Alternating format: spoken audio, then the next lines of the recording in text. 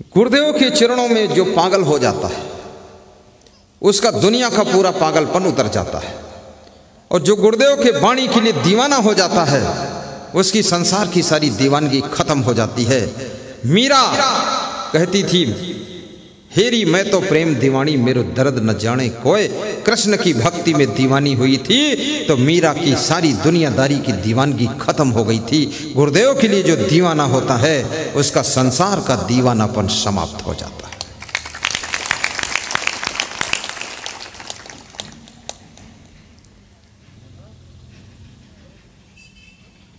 अभी कल मेरे पास में महाराजगंज से एक फोन आया नंदू भगत का। बोला गरीब हूं लेकिन आपके करीब हूं। बोले आपका प्रवचन ऐसे है जैसे 10 मूला रिष्ट है, और आपके 10 मूला रिष्ट प्रवचन से मैंने 12 मूला रिष्ट बनाया हूं। मैंने कहा तूने कैसे बना दिया? बोला सारा प्रवचन में बहुत सुनता हूं, लिखता हूं, लिख कर तैयार किया हूं। 12 मूला रिष्ट है। कल ही रात में बात हो रही थी। बोला अब सबको सुनाना भी शुरू किया हूँ, आपका प्रचार करता हूँ।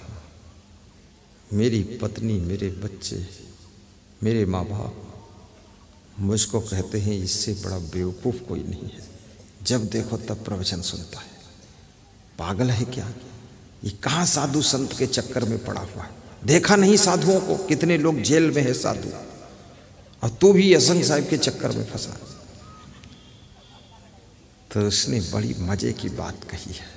उसने जवाब दिया, कितनी स्त्रियां अपने पतियों को मारकर जेल में हैं, कितने पुरुष अपनी पत्नियों को मारकर जेल में हैं।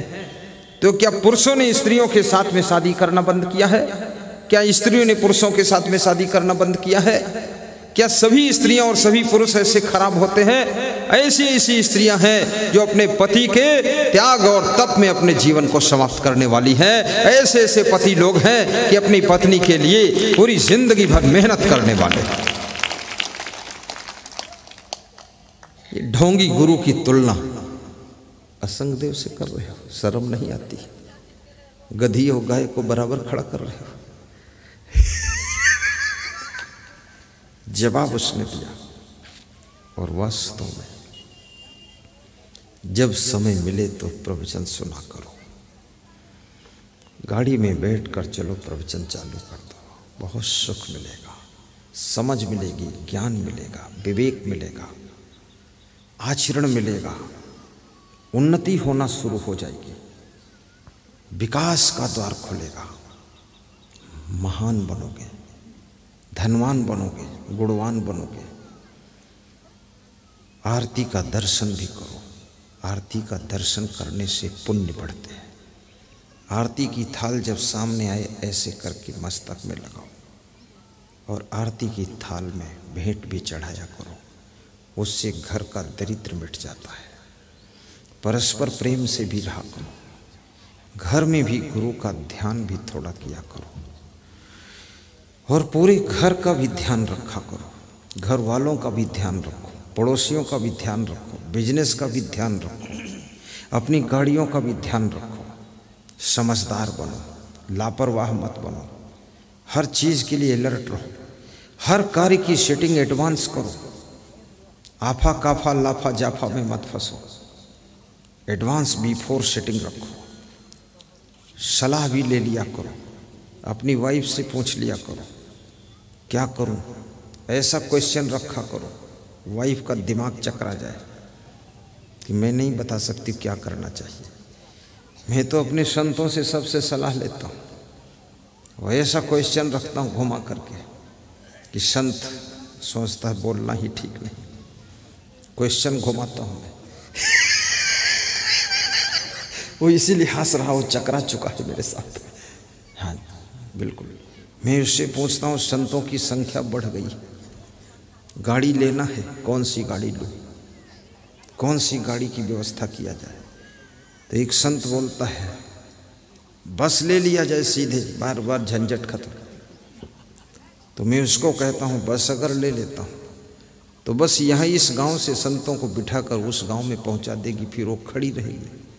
इतनी बड़ी बस हम कहाँ ले जाएंगे? पधरौनी गाँव गाँव, इतनी बड़ी बस मार्केट जाना हो तो भी नहीं जा सकेगी। तो ये 10-12 लाख रुपया जाएगा फंस। अगर लाएंगे बस तो कुछ और बताओ शाबाश। अब वो कट गई बात। तो बोलता है बोलेरो की जगह बोलेरो ले लो। तो मैंने कहा कमाल है, गधी बेचकर गधी खरीदो तो मतलब क्या है, बोलेरो क्यों ले? जब इसमें अभी समस्या है, बैठ नहीं पाते हैं लोग और इसमें सामान भी नहीं धर पाता है, तो बोलेरो दूसरी लेने से समस्या हल कहाँ होगी? बात तो वहीं की वहीं रह गई। तो बोले फिर क्या किया जाए? तो बोलते अब गुरुजी आप ही सोचो कुछ और क्या किया जाए। ऐसे प्रश्न पूछो अपनी पत्नी से, सारा अहंकार धराशायी कर दो इनका। ये जो उत्तर दे उसी में दिखा दो कि ये गड़बड़ होने वाला। बुद्धिमान पति बनो और बुद्धिमान पत्नी बनो। जब सलाह तुम्हारा पति तुमसे करे तो ऐसी सलाह दो कि उसकी सलाह में बेड़ा पार हो जाना चाहिए, बेड़ा पार हो जाना चाहिए। कोई संत मेरा ऐसी सलाह देता है, बेड़ा पार हो जाता है, पैसा भी खर्च नहीं होता, काम हो जाता है। और परस्पर